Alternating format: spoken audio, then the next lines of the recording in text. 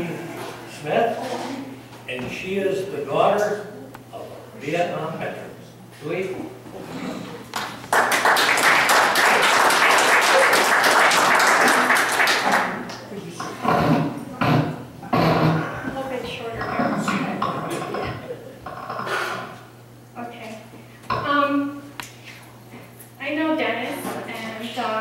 He asked me to come here and speak today, which I'm honored, and I thank you for that. And I want to come out and support what he wanted to do for his area here in Ladysmith. And I hope it just continues to grow here as well as other communities. But I guess the first thing to start is to kind of give you a little bit of a history of this Vietnam Veterans Day. Well, first of all, my dad is a Vietnam veteran. He served 2 extended tours in Vietnam. The first one was in the Central Highlands, and then the second one was in the Delta. And in the second tour that he was in, he met and married my mother, and then I was born in Vietnam, and then he brought us back here to the United States. Well, he came back by himself first, and then came back for my mother and I in You started it. In 1973. People always asked if my father was coming back, except for my mother and my grandparents. They had full confidence in him coming back. And then he brought us back with him. And so for me, that's where it starts, is with my American Vietnam father. And I'm a proud daughter of American Vietnam veteran. So I came back, and since, some of you have kind of talked about this, there wasn't the recognition for many of you, and in fact, if you did get any recognition for some of you, it wasn't the kind of recognition anybody would want to receive. And that's why my dad went back on his second tour, actually, because he came back, he saw the environment, and he just kind of was lost as far as what direction to go, and he's like, well, I'm just going to go back then. And so throughout the years growing up, I saw some sadness on various levels from different veterans, and I wanted to understand, about this Vietnam, and this is where I'm from too, and hear the different stories and learn about that, because this is my history, and a lot of times, you as a wife, people forget that not only the veterans were affected, but the family were too, from the wives and to the children, and the mothers and everybody else. So as years went on, I became incorporated as a nonprofit organization. I went back to Vietnam for the first time in 20-some years with my parents, because I still had family in Vietnam to reunite with them. And from there, I started doing some humanitarian work, and one day I had told my mother that I felt like someday I'd be working somehow with Vietnam veterans, but I didn't understand how or why or what that looked like, and to me it didn't even make sense, because yes, I have a dad who's a vet, but what am I going to be doing and saying to these guys? So I never pursued it, and then one day a woman from the Duluth Vet Center, Cindy McCauley, had seen an article in the newspaper, Duluth Tribune, about my work in Vietnam, and so she wrote me a letter and asked me to come and speak to a group of vets.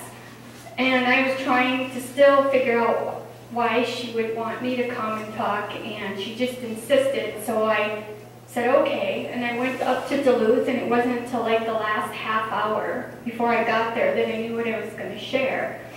And I just said, I'm just going to come from the heart and just tell them my experience, and that's all I can do, And from there, a group of Vietnam veterans started coming.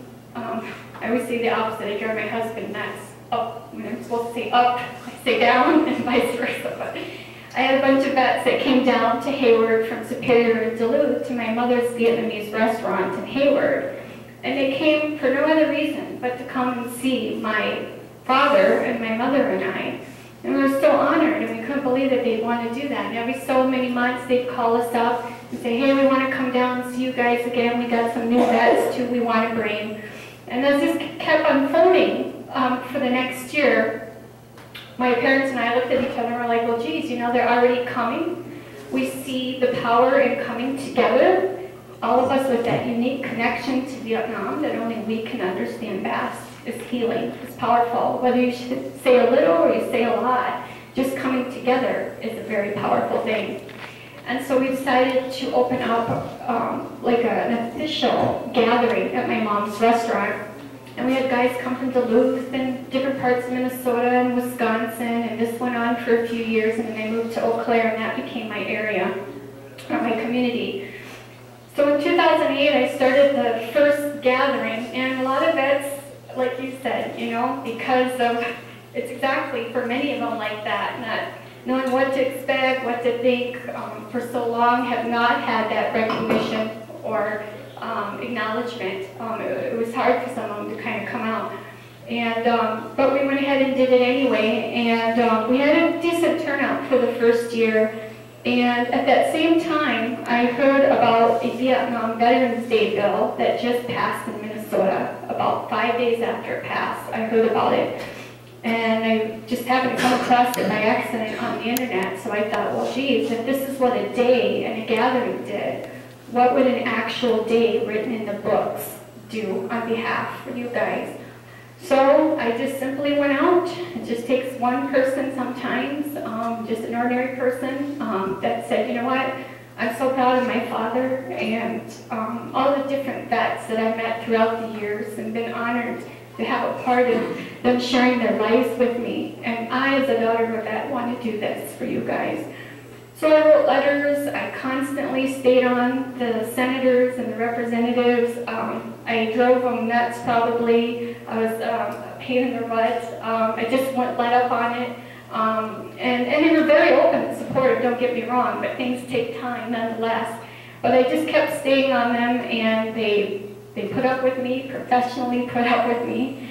And finally, we got it to committee hearings. And then on July, I think it was July 20th, 2009, that I was able to bring a group of Vietnam veterans down to the Capitol to witness the signing of the bill.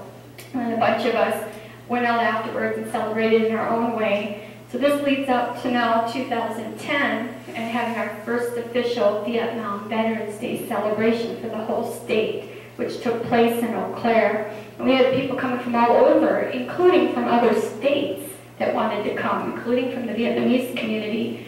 We had them come from Texas, Florida, Minnesota. Guys drove like 14 hours from Michigan to come to this, Oklahoma. It was amazing. And other people were contacting me. I said, I don't care what you have to do. If I have to put you all up in my house, if you guys are going to come all this way to pay tribute to our Vietnam veterans, we'll figure it out. We'll make a way. And it was pretty dynamic. We had an aisle of honor, 2 rows that were formed, made up of the Navy, the Army, Marines, the Boy Scouts, just various groups. And then we had, what do we have, about 500 or 600? Yeah, about 600, at least 600, I think they said, people that came to this. And so we invited vets and their family members who wanted to come through and walk through this aisle of honor. And Congressman Kind was there, MC, news anchor Judy Clark from WEAU News 13. They were a sponsor. Wisconsin Public Radio was a sponsor. And we greeted these vets and their families as they came through this aisle of honor. It was pretty powerful. Those cards on the table, if you were to go to my website, to the Vietnam Veterans section, and in the blog in the Vietnam Veterans section, you will find videos and pictures from last year's event and this year's event. So it's one thing for me to tell you about it, but you can witness for yourself what took place. And so anyway, so that event took place, and then now this is the second year this year. And when I did that bill, I had everybody in mind, not just Vietnam veterans that were in country, but even the Vietnam era vets, because you served your country too, and you could have very well have been there, you know, and it's just kind of a straw there who ended up going sometimes and who didn't. So when I did this bill, I thought of Vietnam era veterans as well. I also thought of the wives, I thought of the children, I thought of everybody, the Hmong, the Vietnamese community, everybody was affected and everybody needs to heal. And I think From here, why did I do this mainly? Because I want others, it's not only to pay tribute and celebrate you Vietnam veterans, but it's to create a platform, not that others have not already started to do this for you guys, but it's a day that can create a platform on such a greater level to bring those platforms for you guys to be highlighted and recognized, and for people, the non-veteran community, to come and know and love the Vietnam veterans that I've come to know and love. Like you said, you know, a big piece is you Vietnam veterans, and many have already started doing that.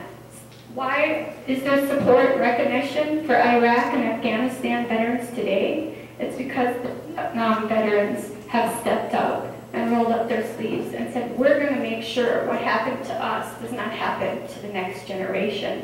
It was you guys who did that. It was the Vietnam veterans and VBA of America who stepped up and created the high ground here in Wisconsin. And through the DFW, many Vietnam veterans stepped up and created the Unmet Needs Program to help a lot of the families and their vets today. So it was you guys who did this. And how many people know that? Maybe some within the veteran community, but how about the non-veteran community? And that's what this Vietnam Veteran Day is for, to bridge the gap between the non-veteran and the veteran community so they never forget and they know about you guys.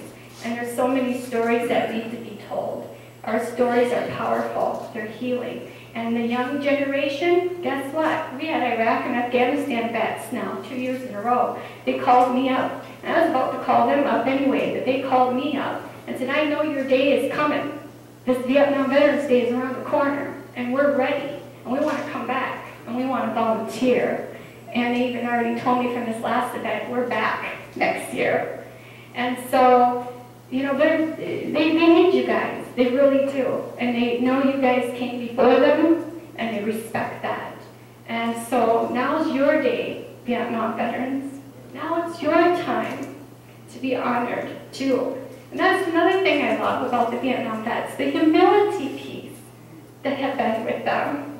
Because they're like, oh, you know, we gotta worry about these guys coming back now.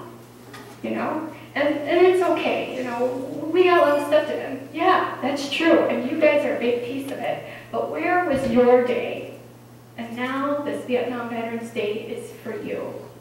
So as a proud daughter of a Vietnam veteran, I thank you guys, and I love you guys, and this is just the beginning of what's yet to come. Because I have, me alone, one big mouth, and I will not continue to stop until everybody knows about it.